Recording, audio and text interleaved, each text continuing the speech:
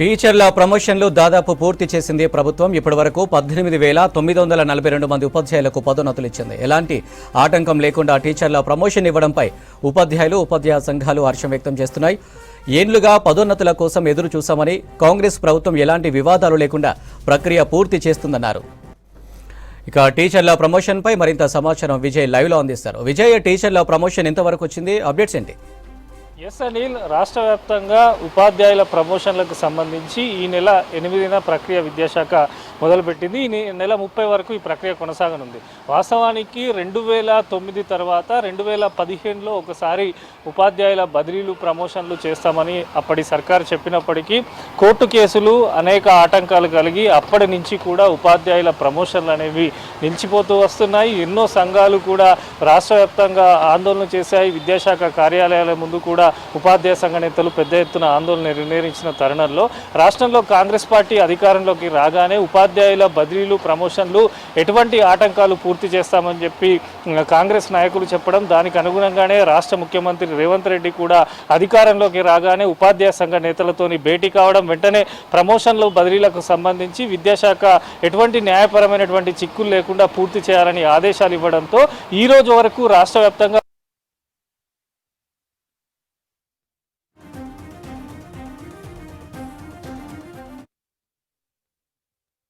ఉపాధ్యాయులు ప్రమోషన్లు లేక రిటైర్మెంట్ అయిపోయారు. వారికి రావాల్సిన శిక్షణ రాలేదు.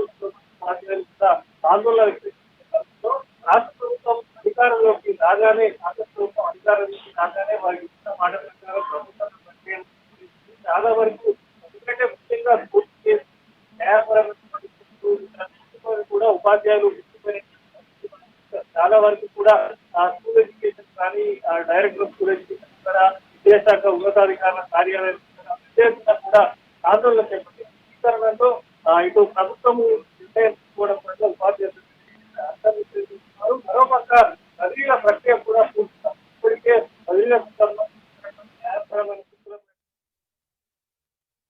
కసరత్తు చేస్తున్నారు. మనకున్న సమాచారం ప్రకారము 34,000 మంది టీచర్ల బదిలీలు కూడా ఈ రోజు నుంచి 3 రోజులలో పూర్తి అవుతాయని చెప్పి ఉపాధ్యాయ సంఘ నేతలు చెప్తున్నారు.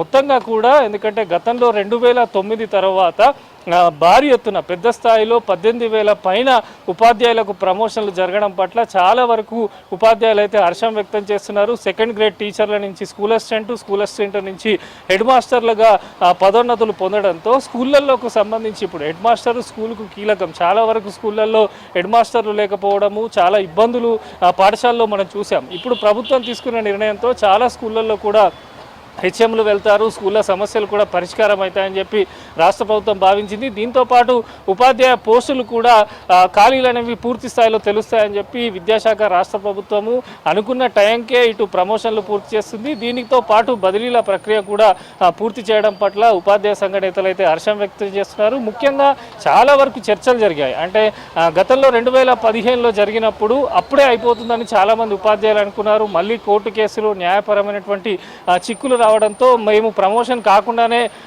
టీచర్ నుంచి రిటైర్డ్ అవుతామని చెప్పి ఎంతోమంది ఉపాధ్యాయులు ఆవేదన వ్యక్తం చేసిన తరుణంలో కాంగ్రెస్ ప్రభుత్వం అయితే అధికారంలోకి రాగానే మొత్తము ఉపాధ్యాయులతోని చర్చ జరిపింది. సంఘాల నేతలతోని విడివిడిగా విద్యాశాఖ అధికారులు చర్చ జరిపారు. సీఎం రేవంత్ రెడ్డి కూడా అనేక సంఘాలను కలిశారు, వారితోని మాట్లాడారు. ఏ విధంగా ప్రమోషన్ల ప్రక్రియ చేస్తే బాగుంటుందని చెప్పి వారితో చర్చించారు. టీచర్ ఎమ్మెల్సీలతోని కూడా భేటీ అయ్యారు. మల్టీజోన్ 1, మల్టీజోన్ 2గా ఉపాధ్యాయుల ప్రమోషన్ల ప్రక్రియ అనేది చేశారు. సో మొత్తంగా కూడా ఈ నెల 30వ తారీఖు వరకు ఈ ప్రక్రియ కూడా పూర్తి చేయాలని చెప్పి అధికారులు భావించినట్టే అనుకున్న టైంకి ప్రమోషన్ల ప్రక్రియ పూర్తి చేస్తున్నారు. బదిలీలకు సంబంధించి కూడా మరొక 3 రోజుల టైం ఉండడంతో అది కూడా పూర్తి స్థాయిలో పూర్తి చేయాలని చెప్పి రాష్ట్ర ప్రభుత్వం భావిస్తున్నారు. సో ఓవరాల్గా ఏళ్ల తరబడి పెండింగ్లో ఉన్నటువంటి టీచర్ల ప్రమోషన్ల ప్రక్రియనైతే పూర్తి కావడం పైన ఇటు ఉపాధ్యాయ సంఘాలు, ఉపాధ్యాయులు అయితే హర్షం వ్యక్తం చేస్తున్నారు.